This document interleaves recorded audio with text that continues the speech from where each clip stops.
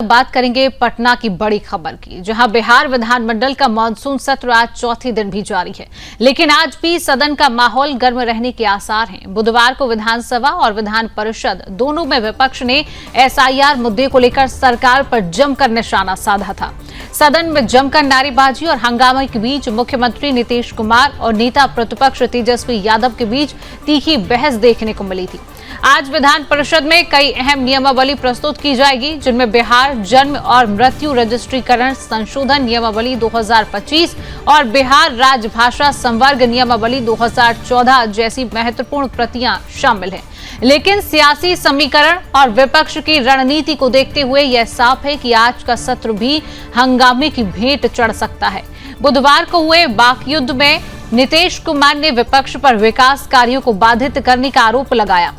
जबकि तेजस्वी यादव ने सरकार को जनता की समस्याओं से मुंह मोड़ने वाला करार दिया। सुदर्शन न्यूज आपको यह भी बता दे कि एसआईआर मुद्दे पर बिहार की सियासत में पिछले कई दिनों से तूफान मचा हुआ है और विपक्ष इसे एक बड़ा चुनावी मुद्दा बनाने की तैयारी कर रहा है। आज के सत्र में इस बात पर भी सबकी नजर है कि सरकार विपक्ष के तीखे हमलों का कैसे जवाब देती है और क्या आज कोई महत्वपूर्ण बिल या नियमावली चर्चा में आगे बढ़ पाएगी या फिर नहीं।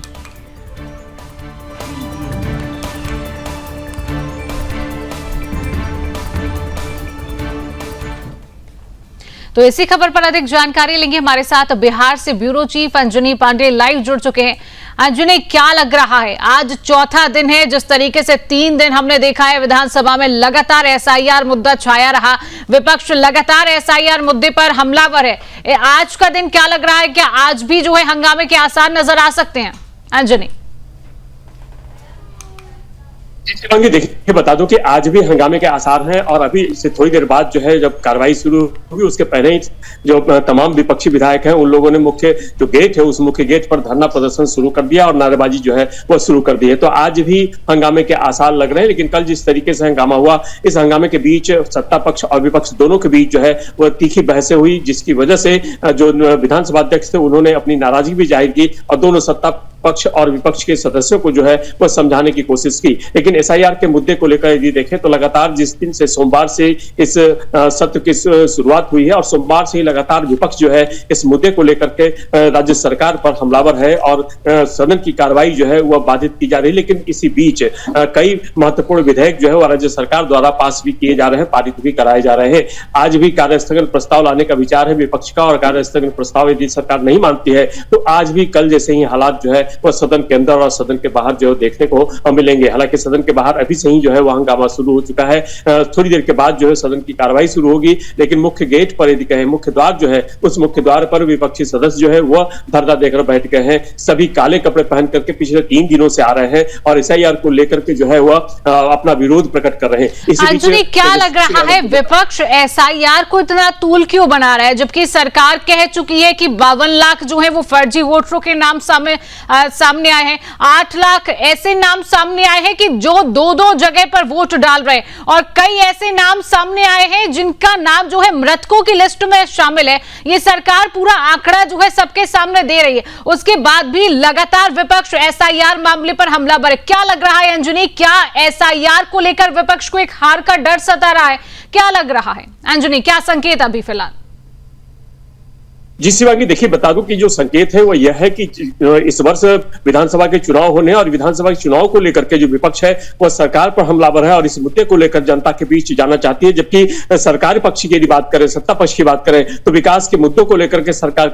जनता के पास जो जाने वाली है। कल भी सदन में मुख्यमंत्री नीतीश कुमार ने कहा कि हमने जो विकास किया पिछले 20 वर्षों में, उस 20 वर्षों के विकास को लेकर के हम जनता के पास जाएंगे और जनता हमें जो है वो वोट देगी। तो चूंकि चुनावी वर्ष है इसलिए विपक्ष जो है इसको कहे तो टूल दे रहा है ताकि जनता के सामने जो है इस मुद्दे को लेकर के जाया जाए। और हालांकि देखिए जो नेता प्रतिपक्ष तेजस्वी यादव उन्होंने यहां तक कह दिया है कि यदि इस तरह के हालात रहे तो आने वाले समय में जो चुनाव है, चुनाव का बहिष्कार भी जो है वह भी करने की विचार जो है करने का विचार जो हो सकता है, करने की सोच सकता है जो महागठबंधन दल है। तो इस बात को लेकर के भी जो है वह इशारा उन्होंने कर दिया है कि इस मुद्दे को लेकर के चुनाव का बहिष्कार किया जाएगा। लेकिन दूसरी तरफ देखें जो आंकड़े आ रहे हैं या फिर जो एनडीए के तमाम बड़े नेता नेता है उन सभी नेताओं का, चाहे वो बीजेपी के प्रदेश अध्यक्ष हो या फिर बीजेपी के उप मुख्यमंत्री हो, दोनों, या मुख्यमंत्री हो या फिर जदयू के मंत्री हो, इन सब का कहना है कि जिस तरीके से ये जो पुनरीक्षण का काम हो रहा है, इस पुनरीक्षण के काम में जो जायज मतदाता है, जो मताधिकार का जिनके पास मताधिकार है, उनके मत छीनने का कोई भी अधिकार किसी को नहीं है। और चुनाव आयोग जो है वह चूंकि संवैधानिक संस्था है, वह इस काम को करा रही है, तो राज्य सरकार का इससे कुछ भी लेना देना नहीं है। और वैसे वोटर जो मृत हो गए हैं या फिर जिन्होंने यहां से स्थानांतरित कर दिया है, दूसरे जगह चले गए हैं, तो ऐसे लोगों का यदि नाम काटा जा रहा है तो विपक्ष जो है वह क्यों हंगामा बरपा रहा है? इसका मतलब है कि विपक्ष कई ऐसे फर्जी वोटरों की सहायता से अपनी चुनावी रणनीति बनाता है या फिर चुनाव को जीतने की जो है वो कोशिश करता है, और इसका पर्दाफाश हो रहा है, जिसकी वजह से ही विपक्ष जो है इतना हाई तबाह मचा रहा है। बिल्कुल अंजनी, बात तो यही है क्योंकि सत्ता पक्ष लगातार कह रहा है कि कई ऐसे लोग इसमें शामिल हैं जिनमें विदेशों के लोगों के नाम भी शामिल है, कई दो जगह पर वोट डाल रहे हैं, मृतकों के इसमें नाम शामिल है, घुसपैठियों के नाम शामिल है। अगर इन नामों को पक्ष हटा रहा है, अगर इन नामों की जांच की जा रही है, इनको हटाया जा रहा है, तो विपक्ष इतना बौखलाया क्यों है? क्या लग रहा है अंजनी, क्या घुसपैठियों को संरक्षण ये विपक्ष दे रहा है, इसलिए इनको हार का डर सता रहा है? क्योंकि हमने लगातार देखा है कि एसआईआर क्विट की तख्ती लेकर ये विपक्ष लगातार विरोध कर रहा है। इसका मुद्दा यही है कि एसआईआर हटाओ को लेकर ये विपक्ष लगातार हमलावर है। अंजनी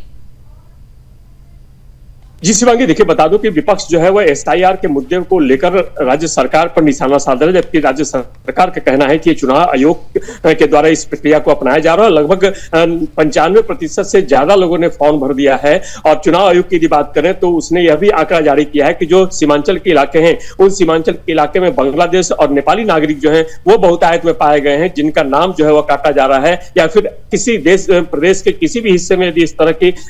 लोग हैं जो यहाँ पर मताधिकार का अधिकार नहीं रखते हैं, जो देश के नागरिक नहीं है, उन्हें मताधिकार का अधिकार नहीं है, और ऐसे लोगों का नाम जो है वह कटता है और कटेगा ही। तो ये बात सभी, चाहे वो एनडीए के तमाम घटक दल के जो नेता हैं, उन सभी का मानना है कि जो मताधिकार का इस्तेमाल करते हैं, यदि वो जायज हैं, यानी मत देने का अधिकार उन्हें नहीं है, कोई दूसरे देश के हैं या फिर वैसे लोग जो घुसपैठी हैं, तो उन लोगों के लिए यदि मताधिकार का प्रयोग जो है छीना जा रहा है, मताधिकार यदि छीना जा रहा है, तो इस पर विपक्ष जो है वो क्यों हंगामा बरपा रहा है? तो इसको लेकर कहीं दोनों पक्षों में जो है टकराहट हो रही है, चूंकि विधानसभा का सत्र है और यह आखिरी सत्र है। यही है, कहीं ना कहीं विपक्ष को अपनी हार का डर सता रहा है, क्योंकि लगातार हमने भी देखा है कि घुसपैठियों का संरक्षण जिस तरीके से विपक्ष वहां पर करता आया है और जिस तरीके से यह आंकड़ा सामने आया है, पक्ष लगातार कह रहा है कि हम उन लोगों को हटा रहे हैं जो मृत हो चुके हैं, जो दो जगह पर वोट डाल रहे हैं, या फिर जो अलग जगह रह रहे हैं लेकिन वोट नहीं डाल पा रहे हैं। ऐसे लोगों की जांच जो है वो लगातार सरकार कर रही है, लेकिन विपक्ष इसी को लेकर लगातार हमलावर है, सवाल कई खड़े हो रहे हैं। फिलहाल अंजनी, तमाम जानकारी साझा करने के लिए आपको बहुत बहुत धन्यवाद।